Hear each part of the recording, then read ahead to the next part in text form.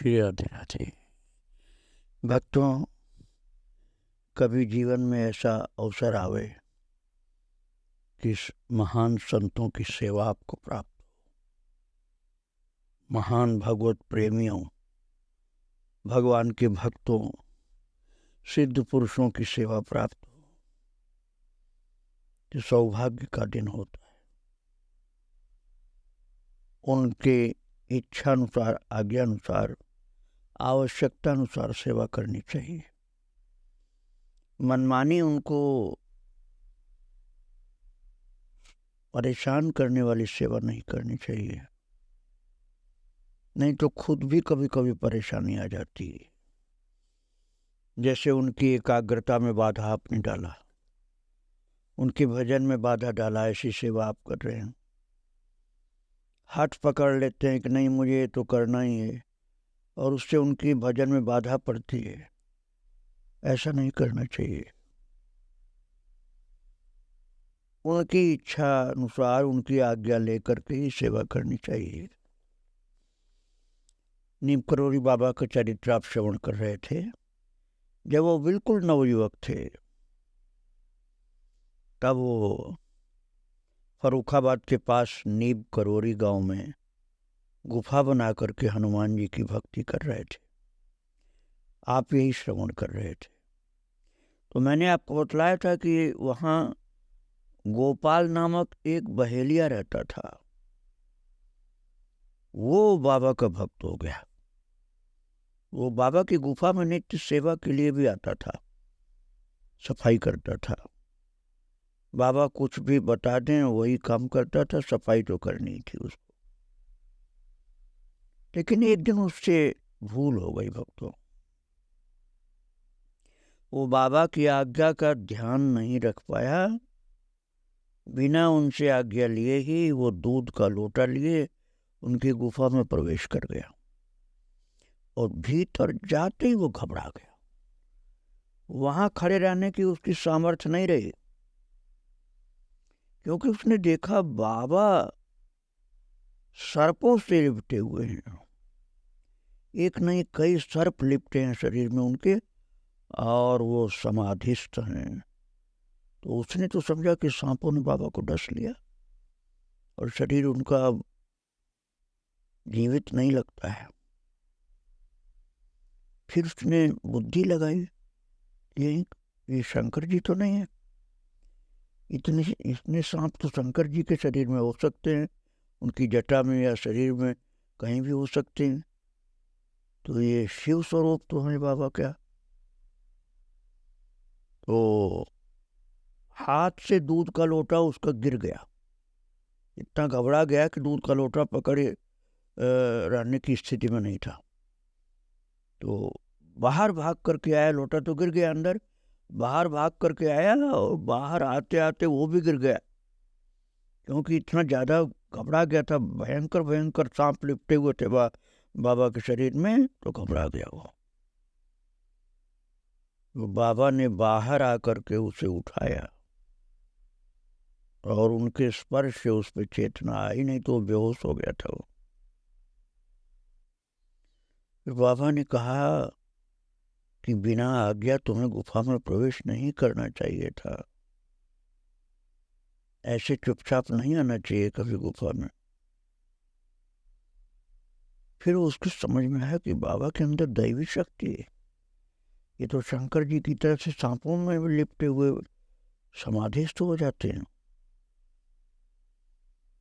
पूरा पूरा तो समझना बहुत मुश्किल था बाबा को समझ पाना। एक बार कई दिनों तक बाबा को भोजन प्राप्त नहीं हुआ। हो सकता है कि ये उनकी माया ही रही हो, कि वो क्षुधा से पीड़ित प्रतीत हुए, भोजन करने का मन नहीं हुआ, या भगवान की इच्छा नहीं थी, ये तो वही जाने। भूख लगी फिर उनको कई दिनों के बाद।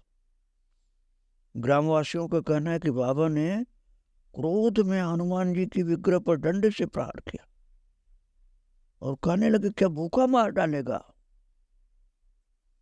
अब आप अपनी बुद्धि से तो यही कहेंगे कि ये कोई भक्ति नहीं है, क्योंकि सिद्ध पुरुष की रहनी का अर्थ निकालना तो मुश्किल है भक्त।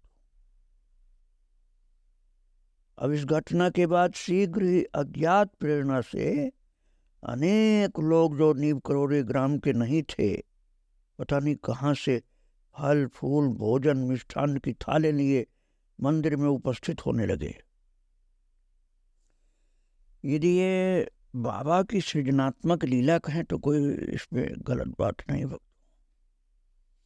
बस हनुमान जी के विग्रह पर प्रहार की बात आसानी से समझ में नहीं आती। कोई भक्त ऐसी धारणा भी नहीं कर सकता, तो फिर महाराज जी कैसी कर पाए, समझ में कैसे आएगा। वस्तुतः बात यह है कि बाबा हनुमान जी के भक्त नहीं बल्कि हनुमान जी के एक रूप हो गए थे। अब वो आवेशावतार थे कि हनुमान जी के अवतार थे, या हनुमान जी की विशेष प्रियता के कारण, उनके लाडले हो जाने के कारण हनुमान का ही रूप हो गया था बाबा का। उनकी लीलाएं हनुमान जी की लीला से बहुत मेल खाती थी, और वे हनुमत आवेश में हनुमान जी के रूप में पूजे गए महाराज। इसलिए आप ऐसा कह सकते हैं कि उन्होंने डंडे से अपने आप को ही पीटा था, और जो हनुमान जी को डंडा मारकर कहा क्या भूखा मार देगा मुझको, ये ऐसे समझो कि जैसे उलझन में कोई अपने को थप्पड़ लगा ले। और भक्तों, फिर तो कितने लोग भोजन व्यंजन फल मिष्ठान ये सब लेकर आए, कोई सीमा नहीं। वो खूब खाया बाबा ने बहुत दिन भूखा रहने के बाद। सन 1935 में एक बार एक सेठ चांदी की थाल में अनेक स्वर्ण मुद्राएं सजा करके बाबा को अर्पण करने के लिए नीव करोड़ी गांव में उपस्थित हुआ। उस समय उनके पास कुछ ब्राह्मण लोग थे, उनमें गोवर्धन नाम का एक ब्राह्मण था जिसके मन में लालच थी भक्तों। बाबा ने सेठ की भेंट स्वीकार नहीं की। बाबा तुम परम वैराग्यवान थे, विरक्त, पूर्ण विरक्त, और वो जो सेठ लाया था स्वर्ण मुद्राएं गिन्नी सरफी ये सब बहुत कीमती थाल में लेके आया था बाबा को भेंट करने। बाबा ने भेंट स्वीकार नहीं की। तो गोवर्धन ब्राह्मण और उसके और पारिवारिक और मित्र जो ब्राह्मण लोग थे, वो खास तौर से वो गोवर्धन ब्राह्मण ये चाहता था कि जब बाबा को कुछ लेना पसंद नहीं तो ये धनराशि उन्हें दिलवाते। अर्थात वो चाहता था कि बाबा भले न लें लेकिन हम लोगों को दे दें। बाबा ने उनकी बात नहीं मानी। बात है बाबा के अंदर जो ज्ञान था वो उस ब्राह्मण के अंदर तो ज्ञान हो नहीं सकता था। वो तो पैसे के लालच में आ गया था। और बाबा किस कारण से सेठ का धन नहीं लेना चाहते थे ये तो और लोगों को मालूम नहीं, बाबा को ही पता था। तो बाबा ने उनकी बात नहीं मानी, किसी तरह से नहीं मानी। वो स्वर्ण मुद्राएं ली नहीं। तो महाराज वो ब्राह्मण विरोधी हो गए बाबा के, अप्रत्यक्ष रूप से। बाहर से नहीं दिखाते थे विरोधी, अंदर अंदर धोखा करते थे। महाराज ऐसे लोग बहुत खतरनाक होते।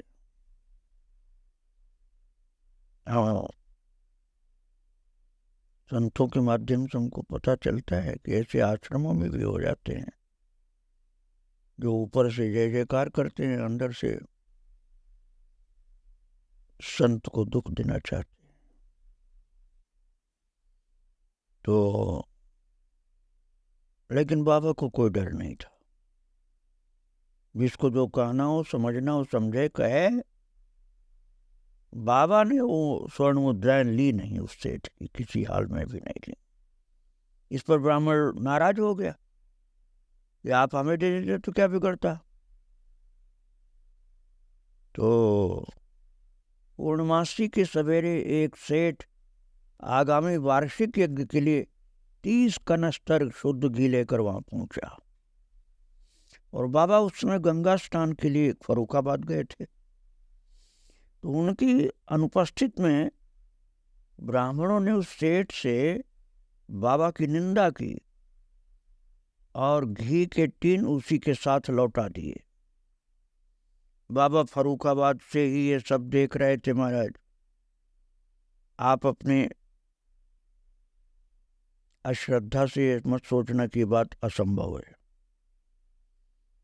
आप बुद्धि का अहंकार जो लगाएंगे ना, वो बहुत छोटी पड़ेगी बुद्धि आपकी। सिद्ध पुरुष थे बाबा, पहले ये समझ लो। इसलिए फर्रुखाबाद से सब घटना देख रहे थे। गांव आने पर उन्होंने ब्राह्मणों को बुला करके बहुत फटकारा और अगले वार्षिक यज्ञ का विचार ही त्याग दिया। इसके कुछ समय बाद एक दिन निवकरोरी गांव को ही छोड़ दिया बाबा ने। भक्तों, ऐसी जो लालच होती है ना, वो संत कृपा से वंचित कर देती है। निवकरोरी गांव को धन्य बना रहे थे बाबा अपनी कृपा के द्वारा, लेकिन लालची ब्राह्मण के कारण बाबा को वो जगह छोड़नी पड़ी। 18 वर्ष तक महाराज वहां रहे बाबा, लेकिन एक क्षण में हमेशा के लिए त्याग दिया निवकरोरी गांव को। पर उस गांव के नाम को अपने साथ धारण कर लिया। इसलिए अब लक्ष्मण दास भी नहीं रहे, लक्ष्मी नारायण भी नहीं रहे, और निवकरोरी नाम को साथ लिए हुए निवकरोरी बाबा बन करके चले गए। और उस गांव को तो भले छोड़ा, गांव के नाम को अपने साथ में सुशोभित कर लिया। इस प्रकार सन 1935 के पश्चात महाराज जी ने किला घाट फतेहगढ़ में गंगा के किनारे वास किया। वहाँ गायें भी पाली थी बाबा ने, जो महाराज जी की इच्छा अनुसार दर्शनार्थियों का मनोरंजन भी करती थी गायें। और अनेक फौजियों को अपने दर्शन से कृतार्थ किया बाबा ने वहाँ। और भारतीय साधु वर्ग से घृणा करने वाले कर्नल मकन्ना का हृदय परिवर्तन करके उसे अपना परम भक्त बना लिया। किला घाट से बाबा का संपर्क नागरिकों से बराबर पड़ता ही चला रहा। और इसके बाद वे एक स्थान में बहुत दिनों तक फिर नहीं रहते थे। संभवतः वे इधर उधर भ्रमण ही करते रहे। और चौथे दशक में नैनीताल आने के पूर्व कहाँ कहाँ गए और क्या क्या लीलाएं की, ये संबंध में पूरा कोई जान भी नहीं पाया, क्योंकि बाबा उस समय जनसंपर्क से बहुत दूर रहते थे, फक्कड़ स्वभाव के थे, अर्थात बहुत बैरागी थे। पर यह अवश्य देखने में आया कि धीरे धीरे उनकी मान्यता बरेली, हल्द्वानी, अल्मोड़ा, नैनीताल आदि स्थानों में बढ़ती गई। और इसका विकास लखनऊ, कानपुर, वृंदावन, इलाहाबाद, दिल्ली, शिमला और सुदूर दक्षिण में मद्रास आदि शहरों में भी हो गया। ग्रामीण एवं मध्यम वर्ग के लोगों के अतिरिक्त सम्मान प्राप्त प्रतिष्ठित वर्ग के लोग भी अत्यधिक संख्या में भक्त हो गए बाबा के।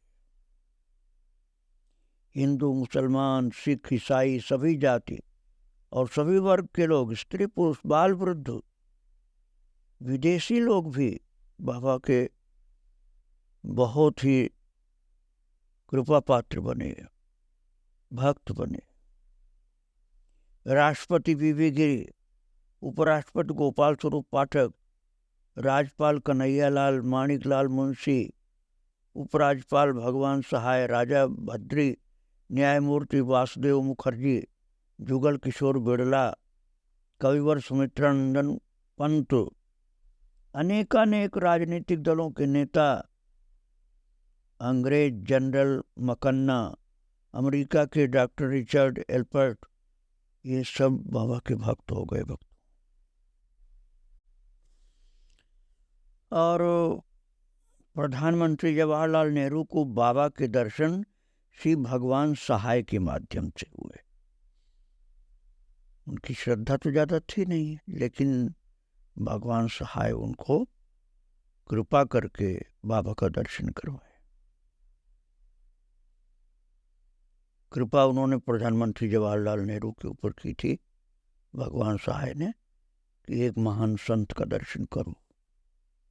तो दर्शन उनको मिला। और फौजी, सिविल और पुलिस अधिकारियों के तो बाबा उपास्य बने रहे। ये सब लोग बाबा के चरणों में आकर के पढ़ते थे। और महाराज जी की भक्ति पुरुषों तक ही सीमित नहीं थी। जो भी भक्त बनता था सब परिवार बनता था। बाबा के भक्तों की सूची तैयार करना संभव नहीं है, कितने भक्त थे उनके। आश्चर्य की बात यह है कि देश और विश्व के कोने कोने से लोग बिना किसी प्रचार के केवल महाराज जी की प्रेरणा से महाराज जी के पास आ जाते थे। भक्त और भगवान सजातीय होते महाराज, इनका संबंध आत्मीय होता है। इस प्रकार बाबा ने एक बृहद परिवार का निर्माण किया, जिसमें सभी वर्ग और सभी धर्म मजहब के लोग थे। और बाबा ने फिर नैनीताल को अपनाया। नैनीताल के पास तो बहुत बड़ा आश्रम है कैंची में बाबा का, लेकिन उसके पहले बाबा नैनीताल में हनुमान मंदिर एवं आश्रम बनाने की इच्छा की थी। तो नैनीताल बाबा आते जाते रहते थे। नगर के लोग बहुत जुड़े बाबा से, नैनीताल के लोग, विदेशी लोग भी। तो बाबा जब उधर आते थे तो घरों और दुकानों से उठ करके मंत्रमुग्ध से भक्त लोग पीछे पीछे भागते थे। रास्ता चलता आदमी भी जरूरी काम छोड़ देता। बाबा जिस घर में चले जाते वहाँ ऐसा उल्लास छा जाता कि जिसको बता पाना संभव नहीं। इतना लोग आनंदित होते थे। बाबा इस नगर में अर्थात नैनीताल में किस जगह पर हैं इसको खोजना नहीं पड़ता था, अपने आप जनता की भीड़ उधर दिखलाई पड़ जाती थी। और जहाँ भी होते उस स्थान की आनंदपूर्ण छटा स्वतः बाबा की उपस्थित को निर्देश कर देती थी कि बाबा इधर हैं। कभी किसी भक्त के घर भी ठहर जाते, पर अधिकतर बाबा नैनीताल से 2 किलोमीटर दूर उसकी प्राकृतिक द्वार पर स्थित मनोरा नामक निर्जन पर्वत पर या उसके पास मोटर सड़क की दीवारों पर रात बिता देते थे। भक्तों पता नहीं क्या बात थी कि बाबा ने नैनीताल के ऊपर बहुत कृपा की, जैसे उस पर्वत को ही अपना मान लिया था उन्होंने, जहां वो विराजमान है, नैनीताल हिल स्टेशन। गृहस्थ की सुख सुविधाओं के अभ्यस्त वहाँ के भक्त उस स्थान में महाराज जी के साथ लगातार रात पर जागते रहते। कोई अपने घर जाने को नहीं तैयार होता। ऐसी विचित्र मोहिनी शक्ति बाबा के अंदर प्रकट हो गई थी। रात रात भर लोग जागते रहते, बाबा के पास में बैठे। कभी उनके दैनिक कार्यों में किसी प्रकार की शिथिलता नहीं आती थी, किसी का काम भी नहीं बिगड़ता था वहां रुकने से, बल्कि नवीन स्फूर्ति का अनुभव लोग करते थे। और इसी स्थान में बाबा ने हनुमानगढ़ की स्थापना की, और इसके बाद ऐसे कार्यों का क्रम चालू हो गया। वो मंदिर अब भी है भक्तों, हनुमानगढ़ का। फिर बाबा ने भूमि आधार, कैंची आश्रम तो बहुत प्रसिद्ध है भक्तों, बड़ा सुंदर भी बनाया वो। अब भूमि आधार भी आश्रम है। ये सब वहीं के हिमालय पर जो नैनीताल के आसपास की जगह हैं। भूमि आधार, कैंची, काकड़ी घाट आदि स्थानों में मंदिर बनाए हनुमान जी के। और साथ ही कानपुर, शिमला, लखनऊ, वृंदावन, दिल्ली आदि स्थानों में भी हनुमान मंदिर और आश्रम बनवाते रहे। इतना ज़्यादा हनुमान जी से प्रेम था बाबा को कि हनुमान मंदिर बनाने में ही मस्त रहते थे। और इन कार्यों के लिए बाबा इन स्थानों में आते जाते रहे। इनकी सुव्यवस्था हेतु स्वयं इन स्थानों में जाते थे और बाद में इन्हें ट्रस्ट के सुपुर्द कर देते थे, जिससे सब भक्त लोग मिलकर के सेवा कार्य करें हनुमान जी की। और फिर बाद में बाबा संबंध ज़्यादा नहीं रखते थे मंदिरों से, भक्तों को अर्थात जनता को सेवा का सौभाग्य प्रदान कर दिया करते थे। मंदिर बना करके फिर चल देते, दूसरी जगह बनाते थे। और इन मंदिरों के निर्माण और व्यवस्था के लिए जब भी बाबा आते, हर समय उनका दरबार लगा रहता, जिसमें भांति भांति की अनेक लीलाएं देखने में आती थी। और जनता मुग्ध रहती थी बाबा को देख। बाबा का सादा जीवन सदा परोपकार में ही व्यतीत हुआ। प्रत्यक्ष में वे रास्ते चलते अपरिचित व्यक्ति की अव्यक्त समस्याओं का हल बिना पूछे बताते रहते थे। और परोक्ष में कितने व्यवहार वे करते थे उसको कहा नहीं जा सकता, कोई समझ नहीं सकता, बता भी नहीं सकता। उनकी मुद्राएं प्रतिपल बदलती रहती थीं, जिनका संबंध प्रत्यक्ष और परोक्ष में किए गए कार्यों से होता था। बाबा की न अपनी कोई चाह थी और न अपना कोई कार्य। अपने देह का भान भी उन्हें प्राय नहीं रहता था। बाबा की शौच, स्नान, भोजन आदि की चिंता भक्तजन करते थे। करुणा और कृपा की मूर्ति बाबा जगत पिता के जैसे थे। उनमें भेद दृष्टि थी ही नहीं। किसी मजहब का कोई हो, किसी देश का हो, बाबा को सब अपने लगते थे। स्वतः ही लोगों के घरों में जाकर अपनी अलौकिक शक्ति से उनका उद्धार करते थे, बिन बुलाए पहुंच जाते थे और साधकों की साधना में योगदान दिया करते थे। असंख्य लोगों की परवरिश भी की बाबा ने, कितनों को शिक्षा दिलवाई, कितनों के विवाह रचाए। वे किसी को दुखी नहीं देख पाते थे।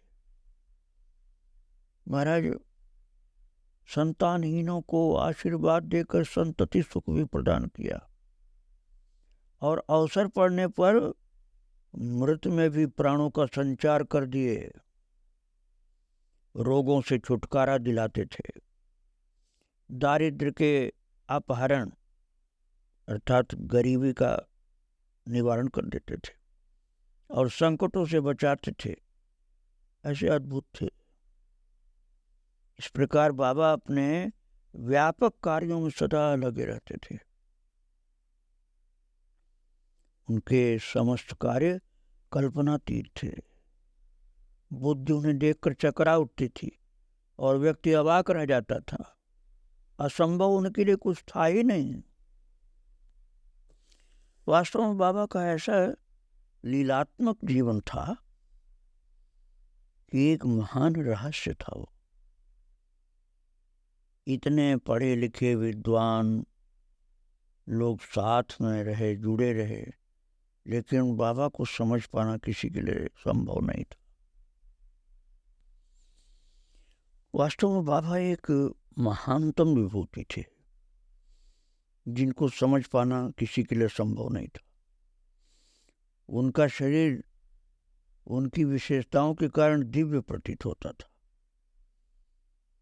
निरंतर अनेक प्रकार की आश्चर्यजनक लीलाओं का स्रोत था उनका दिव्य देह।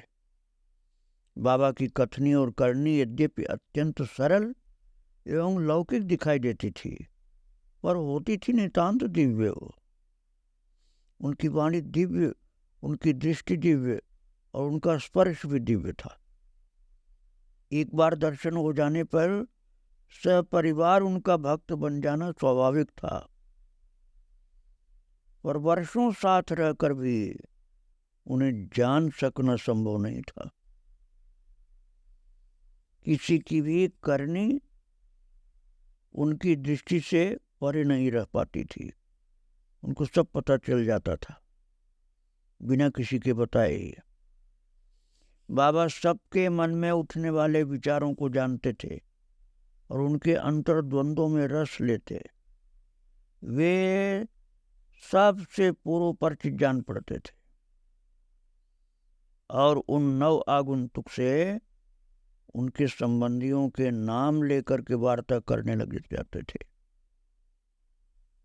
और प्रत्येक व्यक्ति के भूत, भविष्य और वर्तमान की उन्हें पूर्ण जानकारी होती थी। उनकी इच्छा शक्ति इतनी प्रबल थी कि वे जो चाहते वो घटित होकर हो जाता था और लोगों की बुद्धि के बाहर लीलाएं हो जाती थी।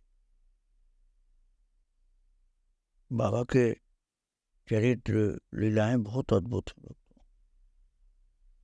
मैं आपको सुनाऊंगा आगे। आज महाराज जी को प्रणाम करके यहीं विराम दे रहा हूँ। श्री राधे राधे, जय श्री राधे।